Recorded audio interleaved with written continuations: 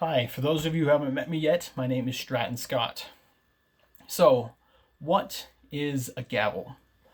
They are a symbol of justice.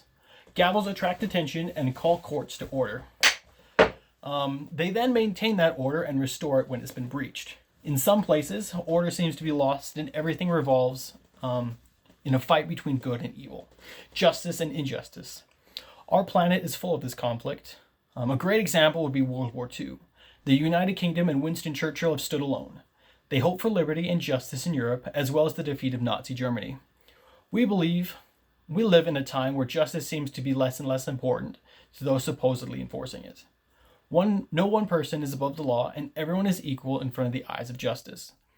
Much like Britons stand for justice, I believe if we want to live in a better world, we need to be a unified people, have a commitment to freedom, and desire to safeguard other people. If we do this, we can protect the future for generations to come. Winston Churchill's speech at Mansion House reflects the same message. It calls people to unify, commit to freedom, and envision harmony amongst nations. I often think about the phrase, "No one can serve two masters, for he'll love one and hate the other." This one-sidedness occurs in everything from religion to politics.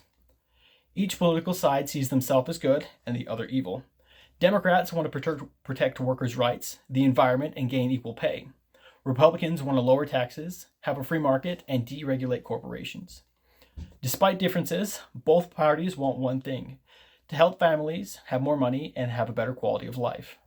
Churchill explains in his speech that the war for and victory in Africa required Indians, French, Greeks, Americans, British, and other forces to defeat the Axis armies.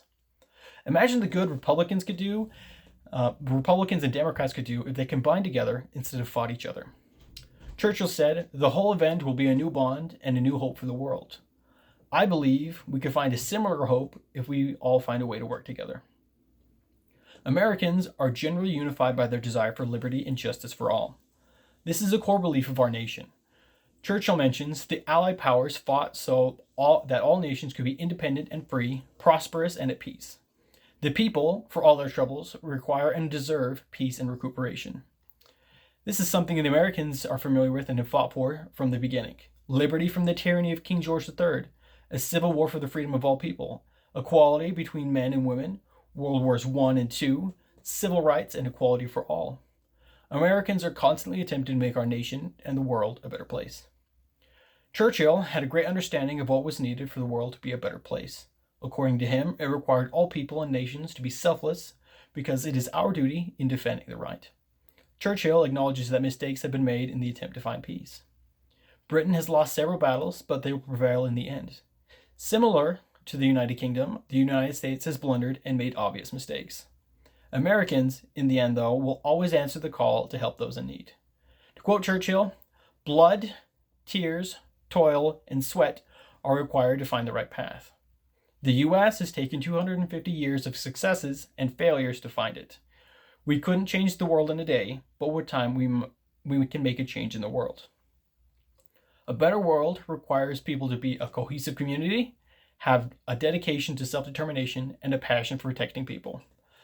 This opportunity helped me to see, while we've made plenty of mistakes as a nation, the people of this nation are trying to make the world a better place.